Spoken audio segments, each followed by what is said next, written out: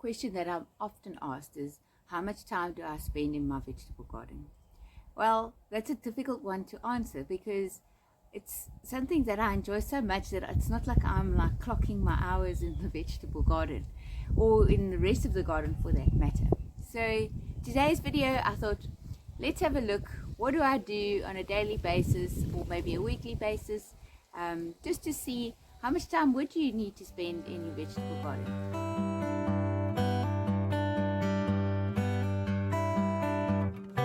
And this is the Sherwood Urban Farm.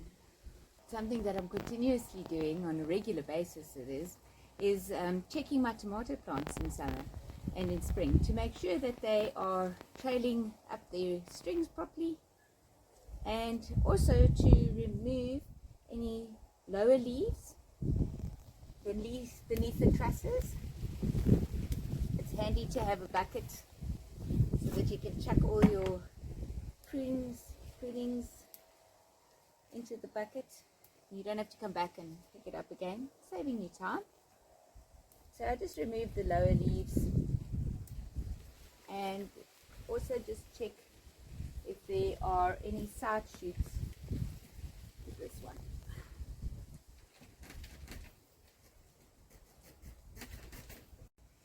And also, while I'm going about my business in the garden, I always take a look out for any snails, and then I have a little bucket that I just pop them into. You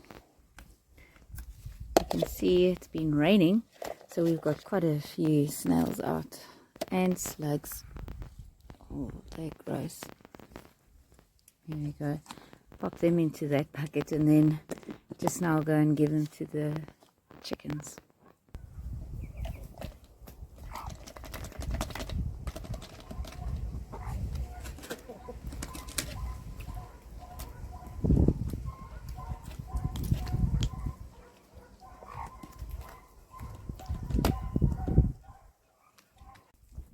These tomatoes on my left are in need of being trellised, but I haven't had a chance to build another one of my permanent trellises. So as a temporary solution, I'm just going to stake in some poles, and then I'll trellis them up like that until I have a chance to build my new trellis.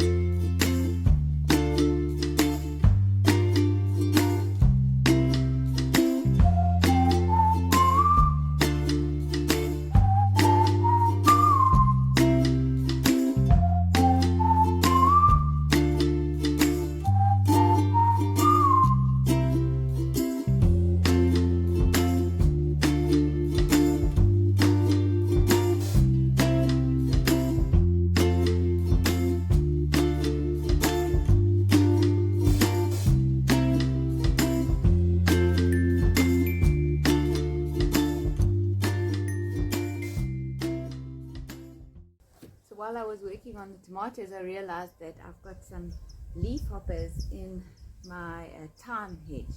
So I always keep my bottle of neem oil in the garden in a shady spot so that I can remember to weekly spray it on the plants, because the way neem oil works is that it seems to be absorbed by the plants. It's not going to kill the insect on contact, but it's almost sort of more systemic. And then it makes them feel like they're full, so they don't eat, and then they're also not able to reproduce. So this is another advantage of being in your garden, at least, you know, once a day. Just pop in, even if there isn't that much to do. But you're able to pick up little problems with pests and stuff, and then it also you'll remember, oh, I have to on a weekly basis spray with the neem oil. Otherwise it doesn't work. Because I didn't do that, and it didn't work, and then I was like, oh, neem oil doesn't work. But it does work, because I've seen it now on my strawberries. I was religiously spraying them every week, and now they no longer have little pests on them. And while you're busy going about doing your chores in the garden, If you see some weeds, then you just yank them out before they become a huge problem and you're spending hours weeding. This gooseberry is getting a bit out of hand. I knew it would do that. So I should have got in here earlier and then just pruned some of these side shoots off. But now it's got so many fruit on it, I don't feel I can do that. I'm going to just sort of tie it up, try and contain it to one side, because we come through here with the lawnmower and it's making it difficult to walk past here.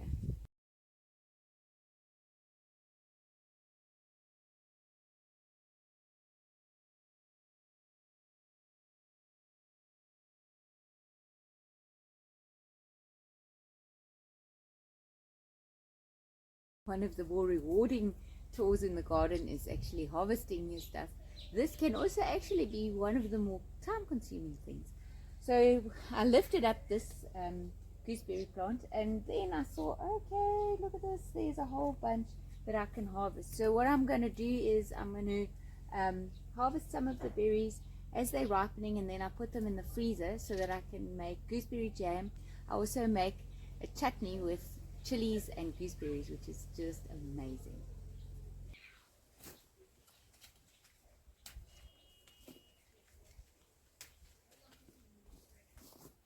These Swiss chard have seen better days. It's time to pull them out. I'll give these to the chickens. They were also probably covered by the gooseberries, so they're not doing so well. I'm going to yank them out.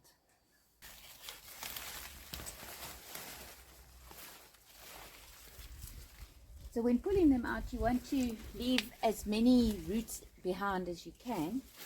The best way is actually to twist and pull. These are coming out pretty easy, but sometimes in more clay soil, then it is a little bit more tough, or if it's really old plants.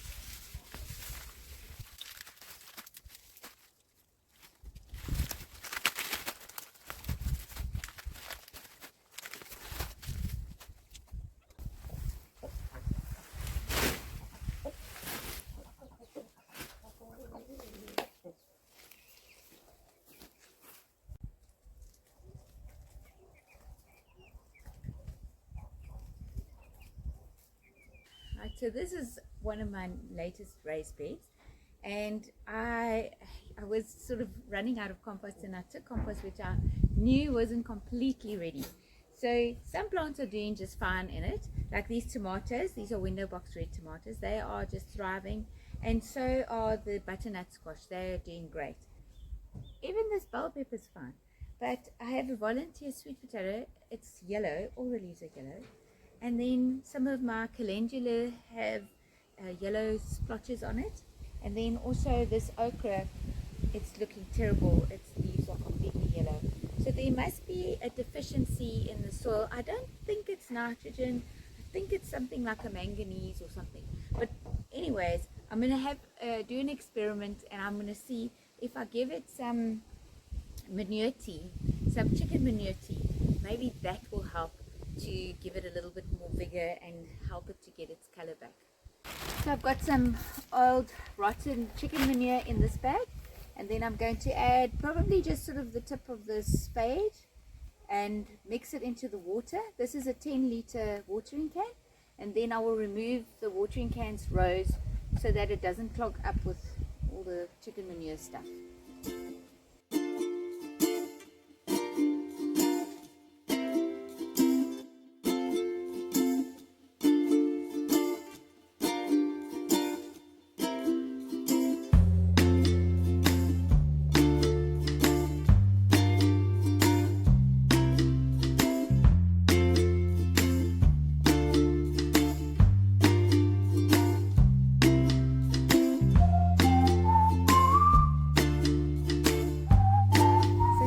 Time of the year, you know, it's spring, everything's growing so fast.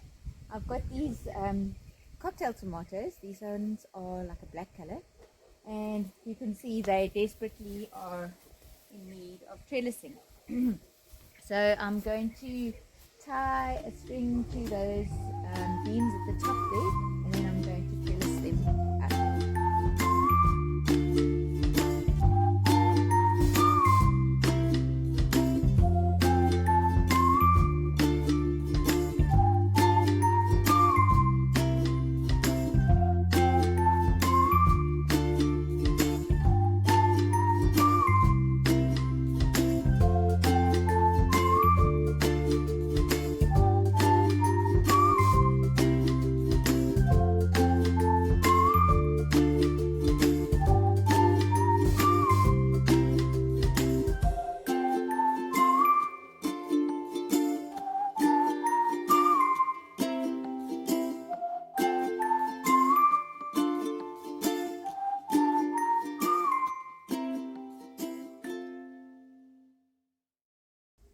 my last task for today is harvesting my beautiful tomatoes.